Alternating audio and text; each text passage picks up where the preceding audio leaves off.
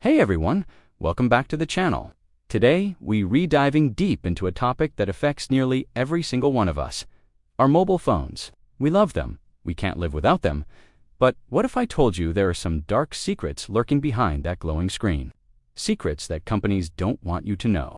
Stick around, because what you're about to hear might just change the way you look at your phone forever. First up, let's talk about something called planned obsolescence. Have you ever noticed how your phone starts to slow down? The battery drains faster, and it just feels old right around the time a new model is released? That's not a coincidence. Companies are often accused of designing their products to have a limited lifespan. They push software updates that older phones can't handle efficiently, making them frustratingly slow. This pushes you, the consumer, to upgrade. It's a deliberate strategy to keep you buying the latest and greatest, creating a cycle of consumption that's great for their profits, but not so great for your wallet or the environment. Think about the mountains of electronic waste we generate every year. It's a massive problem, and planned obsolescence is a major contributor. Now, let's get into something even more personal: your data. You've probably heard the saying, if you're not paying for the product, you are the product. This is the core business model for many of the apps on your phone. Every search, every like, every message, every photo you take, and even your location is tracked, collected, and analyzed. This data is incredibly valuable. It's used to build a detailed profile of you, your habits, your interests, your political views, your relationships. This profile is then sold to advertisers who can target you with uncanny precision. Ever talked about needing a new pair of shoes and then suddenly see ads for them everywhere? It's not magic, it's data harvesting in action. But it goes beyond just ads. This data can be used to influence your opinions, your purchasing decisions, and even your mood. The level of psychological manipulation that's possible is honestly quite staggering. And this brings us to the design of the apps themselves. They are engineered to be addictive. App developers and social media companies hire psychologists and neuroscientists to understand how our brains work. They use principles of behavioral psychology to keep you hooked. Features like infinite scroll, push notifications, and the like button are all designed to trigger a dopamine release in your brain, the same chemical associated with pleasure and reward. It creates a compulsion loop. You get a notification, you check your phone, you get a small dopamine hit, and you're left wanting more. This is why you find yourself mindlessly scrolling for hours. It's not a lack of willpower. You're up against a system intentionally designed to capture and hold your attention for as long as possible. Your attention is their currency. Let's shift our focus to something incredibly important: the impact on our kids. If adults struggle with phone addiction, imagine what it's doing to the developing brains of children and teenagers. The constant stimulation and instant gratification from screens can affect their ability to focus, to be patient, and to engage in deep, critical thinking.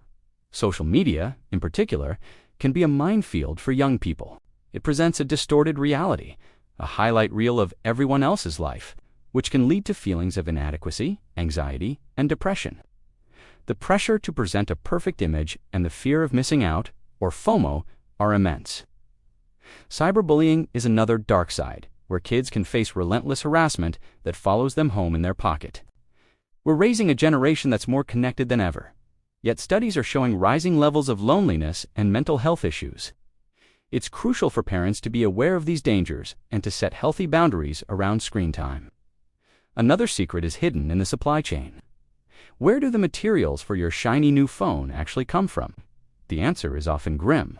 Many of the essential minerals, like cobalt and coltan, are mined in conditions that are exploitative and dangerous. Reports have exposed the use of child labor and horrific working conditions.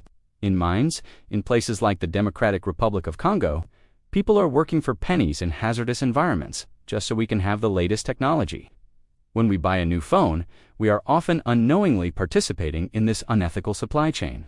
It's a complex global issue, but it's a part of the story of your phone that is deliberately kept out of the glossy marketing campaigns. The human cost of our gadgets is something we all need to be more conscious of. So, what can we do? It can feel overwhelming, but we're not powerless. First, be mindful of your usage. Turn off non-essential notifications, set specific times to check your phone, and stick to them. Use screen time features to monitor and limit your usage on certain apps. You can also clean up your digital footprint. Go through your app permissions and revoke access for apps that don't need it. Why does a calculator app need access to your contacts? It probably doesn't. Be more selective about the apps you download and the information you share. When it comes to planned obsolescence, try to resist the urge to upgrade every year. If your phone is slow, try a factory reset or replacing the battery before buying a new one. Supporting companies that are transparent about their supply chains and prioritize ethical sourcing is also a powerful move. Do your research. Look for brands that are making an effort to be better. And most importantly, talk about these issues. Share this video, have conversations with your friends and family. The more people are aware of these dark secrets, the more pressure we can put on these tech giants to change their ways.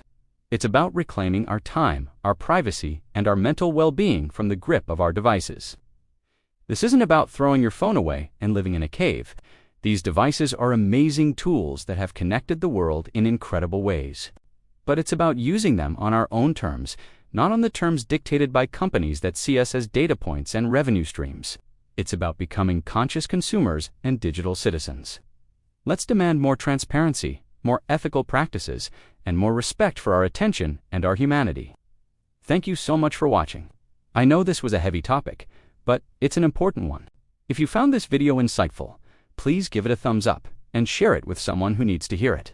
And do UNT forget to subscribe and hit that bell icon so you do UNT miss our future videos. What are your thoughts on this? Let me know in the comments below. Stay safe and stay mindful. I'll see you in the next one.